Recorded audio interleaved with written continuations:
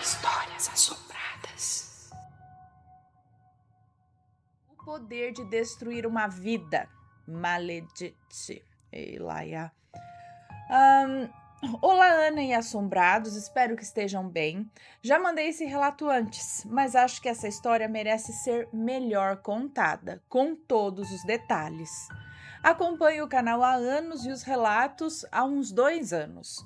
Muito obrigado por me fazer companhia nos dias mais sozinhos. Então é o moço que nos conta. Enfim, vamos ao relato. Todos os nomes estarão trocados. E, bom, Ana, precisarei dividir o relato em partes, mas todas estarão aqui, só para você entender algumas coisas. Mas todas estarão aqui. Ah, entendi. Ele tá dividindo em partes, mas não em e-mails diferentes, só em, tipo, capítulos, assim.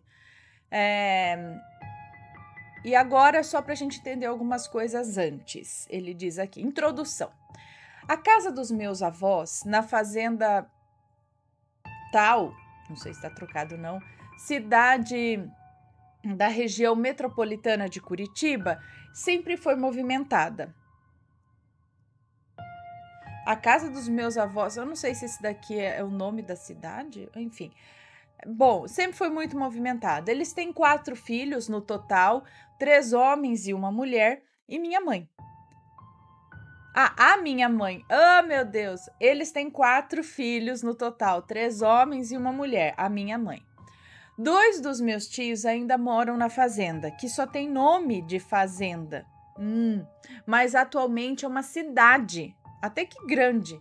E eu também já morei, até os meus 10 anos. E é essa parte da minha infância que importa aqui. Essa história não é sobre mim, mas chegaremos em seu protagonista em 1 minuto. O meu tio Márcio tinha 2 filhos com sua esposa Rose. Não, peraí, gente.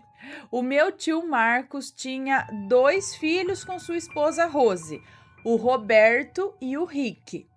Eu sempre amei ir na casa deles, coisa de primo mais novo que quer imitar os primos mais velhos. A gente andava de skate, de bicicleta, saía pelos bairros, ouvia música, brincava muito. Foi uma infância muito feliz. Durante a semana eu ficava muito sozinho. Eles não moravam perto da minha avó. Não para uma criança ir para lá sozinha. Então, quando chegava o fim de semana, era certo que eu queria ir lá. O tempo foi passando, Roberto e Rick foram crescendo e andando cada vez mais com os amigos deles. E eu era o mais novo, já tinha me mudado para Curitiba, então via cada vez menos eles. Todos os meus tios têm filhos. O meu tio Jair tinha uma filha. O meu tio Dito, 2 filhos. E o meu tio Márcio tinha o Roberto e o Rick. Pela proximidade de idade, éramos os mais próximos. Mas, como dito anteriormente, o tempo passou e a vontade de estar comigo também. Para eles, né? Os fins de ano já não tinham mais brincadeiras e eu era sozinho em relação a eles. Parte 1. Últimas vezes. Era dezembro de 2017, eu tinha 14 anos e estava na casa da minha avó com a minha mãe, Sofia, e meu irmão Arthur.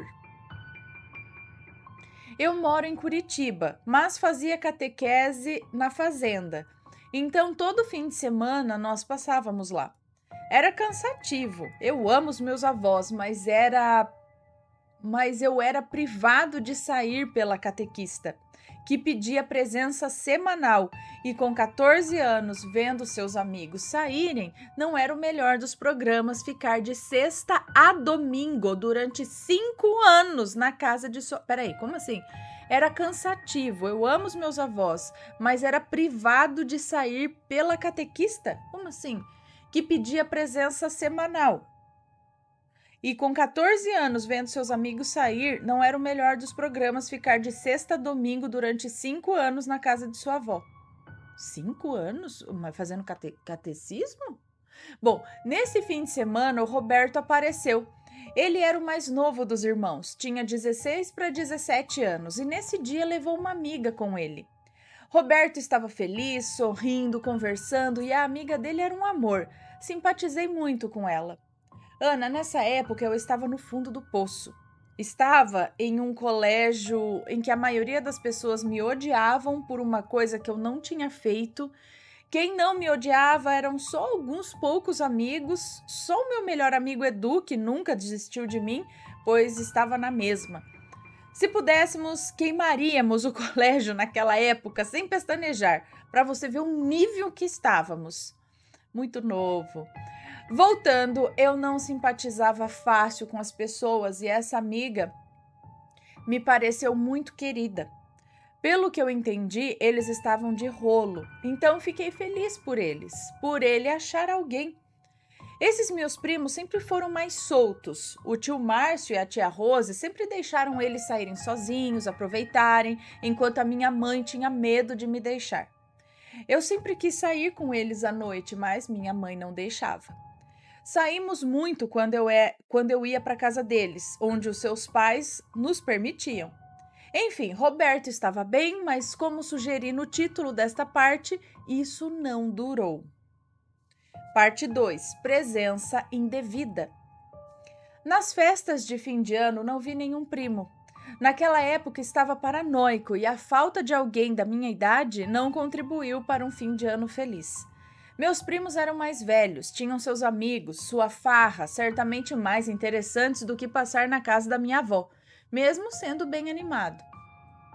Eu via mais os seus pais, Márcio e Rose, sempre foram tios muito bons, não posso reclamar.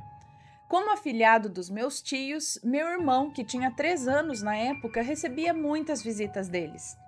Foi então que Rose contou sobre uma nova amiga do Roberto, uma garota rica que estava dando vários presentes para ele. Logo pensei se tratar da garota que eu vi no final de 2017, mas eu me enganei. Era uma menina nova, que começou a frequentar a casa deles cada vez mais. Ana, minha mãe sempre foi mais sensitiva que a média das pessoas, assim. Se ela sonhava e começava a pensar muito em alguém, pode saber que essa pessoa ou ia morrer ou algo ia acontecer com ela. Minha mãe, de cara, não gostou dessa história. A garota mal conhecia o Roberto e estava dando vários presentes. Não muito baratos, ok? Mas quem éramos nós para se envolver, né, em assuntos que não nos diziam respeito? Porém, o estranho é que todo mundo estranhou, aparentemente sem motivo. Além da rápida aproximação dela, né? O ano já era 2018. Mudei de colégio e minha vida tinha melhorado. Alguns fins de semana depois que a Rose nos contou dos presentes, ela disse que o Roberto ganhou uma moto dessa garota, a tal de Amanda. Uma moto? Uma moto cara e que ele queria muito. Ana, ninguém dá uma moto para uma pessoa que você conhece há pouco tempo. Assim como antes, todos acharam isso muito estranho, suspeito, e a minha mãe ficou com um pressentimento ruim. E até a Rose e o Mar e o como que é o nome dele? Ela deu o nome aqui de Marcos, é isso? Márcio, né? Faltou o I aqui. Márcio. Até a tia Rose e o tio Márcio não gostaram, mas infelizmente Roberto aceitou o presente. Ele fazia aniversário no início do ano, então a desculpa era que seria um presente de aniversário. Foi aí que as coisas começaram a decair em nossa família. Parte 3. Consequências claras. Ana, esse presente foi o ponto de mudança. Nada nunca mais foi igual. Claro, é apenas algo simbólico, né? Mas realmente trouxe desgraça. Como dito anteriormente, meus tios sempre foram liberais. Meus primos fumavam muito narguilé e eles sabiam disso.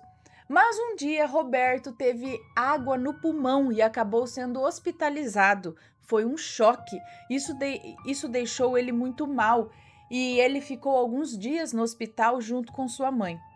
Rose era formada em pedagogia, mas não atuava na área há um tempo e estava desempregada, então se dedicou a cuidar do filho. Não foi surpresa quando Amanda foi visitá-lo no hospital. Os meus tios pareciam não gostar muito da presença dela lá, mas mesmo assim ela o visitou. Os dias foram passando e, com o tempo, se descobriu que Roberto estava com câncer, leucemia, para piorar, de um tipo específico que atinge poucas pessoas no mundo. Era difícil até encontrar alguém compatível, mesmo na nossa família. Roberto ficou muito mal. Ele cuidava do cabelo dele como se fosse um filho, Ana. Ele tinha dezenas de produtos, estava sempre lindo e arrumado e ele sabia que o perderia para o câncer um momento ou outro. Nesse momento, minha mãe se tornou imprescindível na vida deles, do meu primo e dos meus tios, uma nova mãe para o Roberto. Ela já era madrinha de ambos, os irmãos, mas nesse momento criou um vínculo com todos ali muito mais forte do que só uma relação familiar. O amor dela por Roberto parecia transcender. Todos ficaram muito chocados com a notícia. Ele era querido por todos, consequentemente todos se comoveram. Para tentar distrair o garoto, minha tia decidiu levar ele ao Paraguai, com o Rick e, infelizmente, com a Amanda. Eles ainda eram amigos e Roberto não desconfiava que a garota poderia ter feito algo, assim como ninguém poderia desconfiar disso, né? Apesar de não gostar dos presentes, ninguém imaginou que ela poderia ter feito algo ali. Eles foram na viagem e o que aconteceu é que Roberto acabou beijando a Amanda. Isso ele contou para minha mãe em um dia em que foi internado.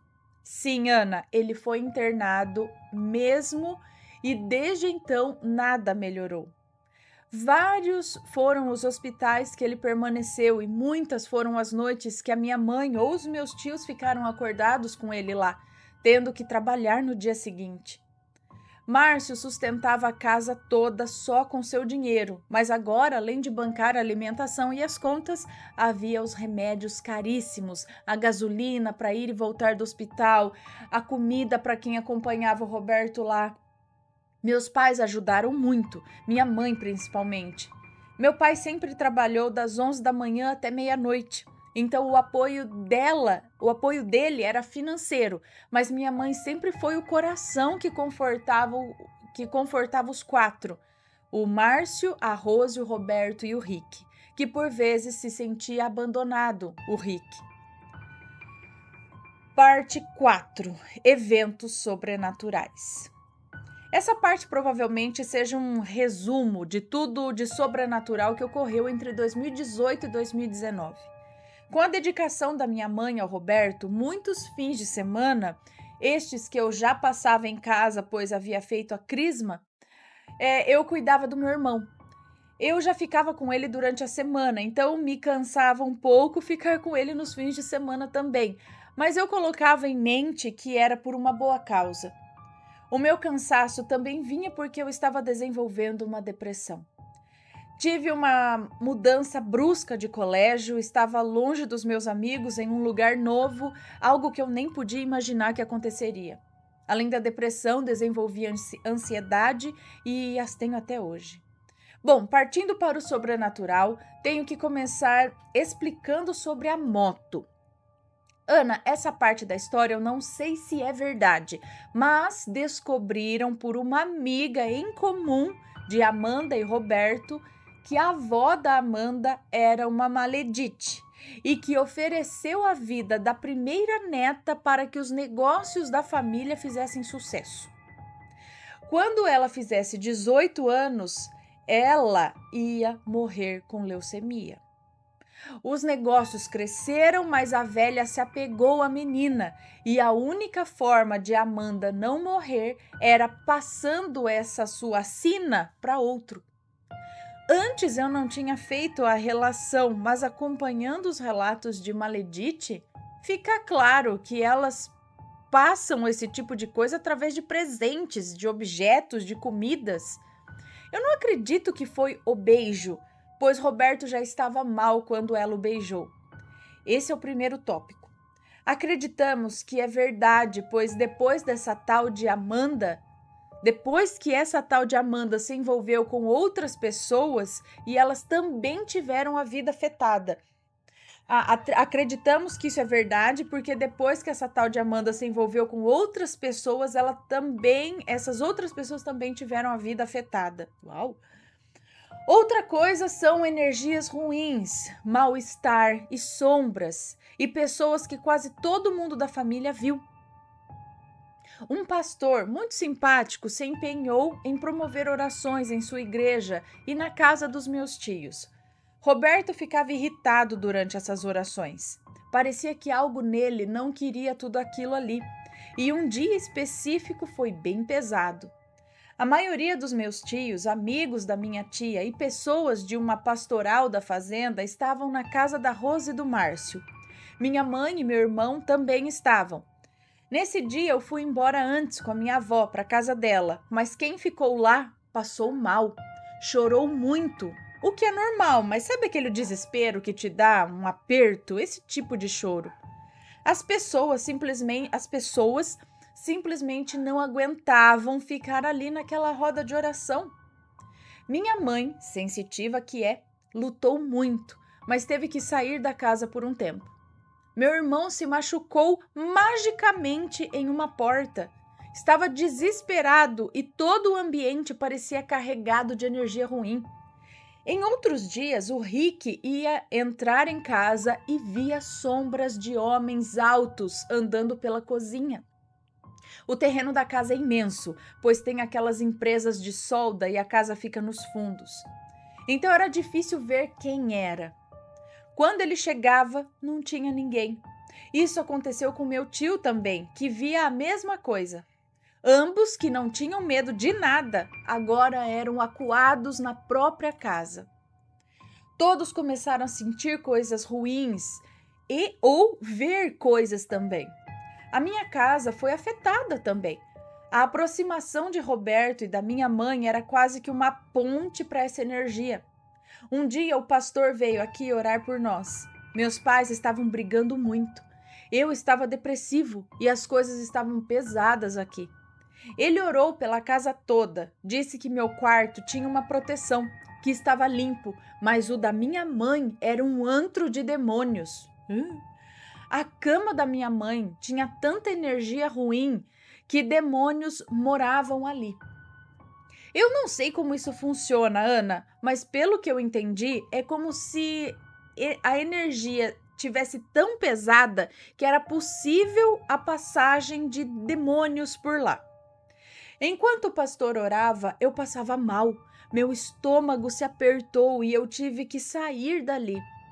Todos estavam no quarto. Eu, minha mãe, meu irmão, o pastor e sua esposa, mas eu estava quase desmaiando.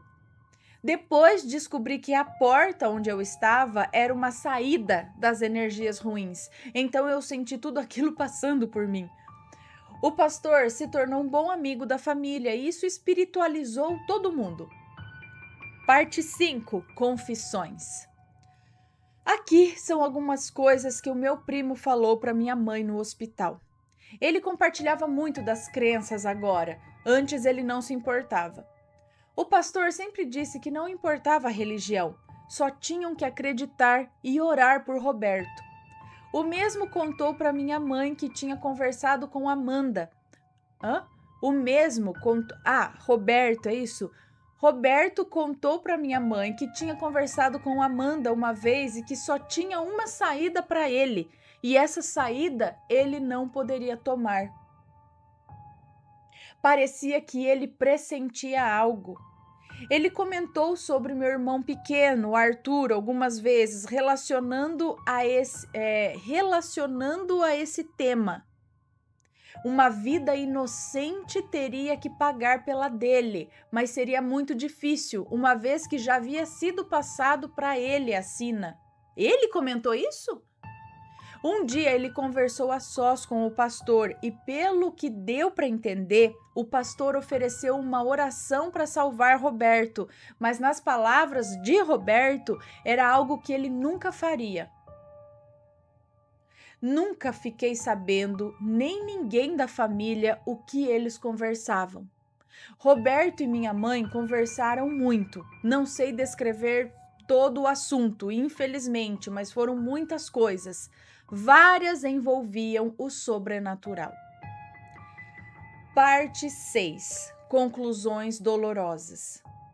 No dia de Nossa Senhora de Fátima, em maio, meus tios receberam uma ligação do hospital. Chamaram a minha mãe, que foi correndo com eles.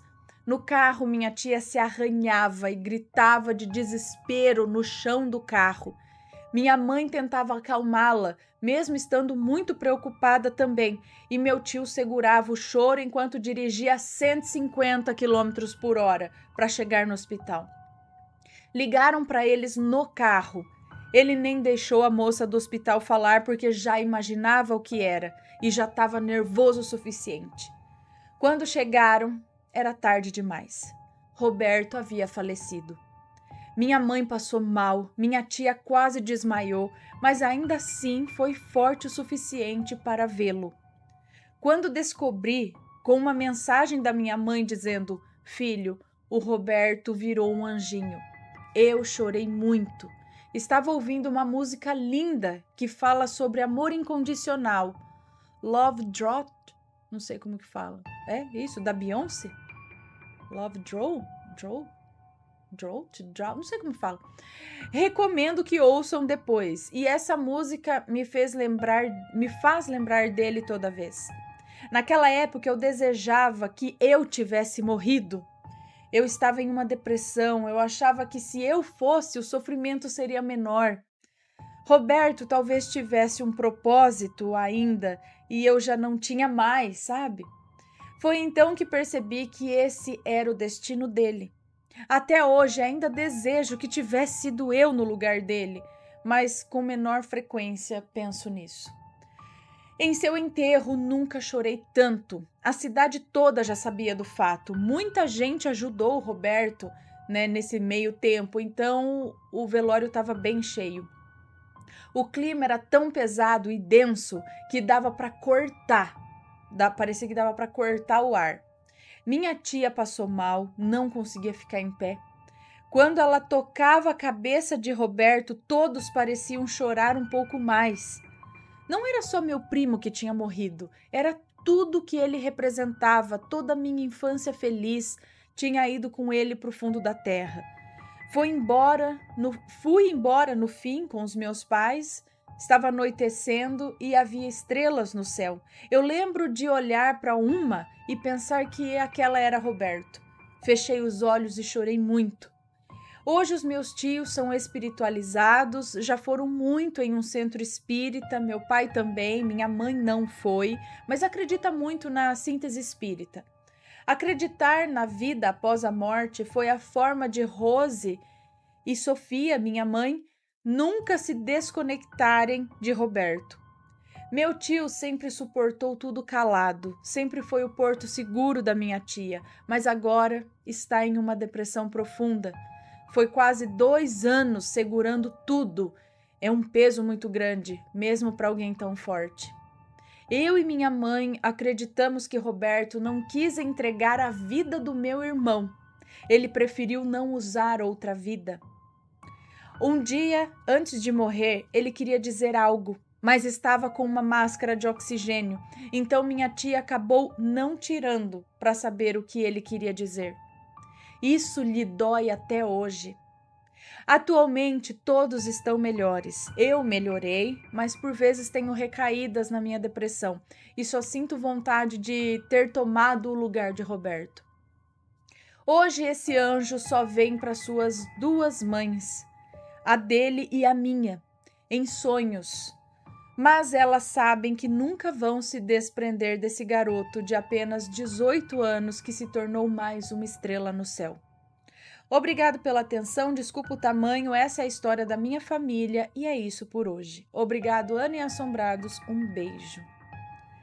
Então, peraí, essa menina recebeu uma maldição da avó. Uma maldição não, a avó entregou a vida da menina, tipo, dane-se, minha primeira neta vai pagar o preço, quando tiver 18 anos vai morrer, e em troca do sucesso da empresa da família.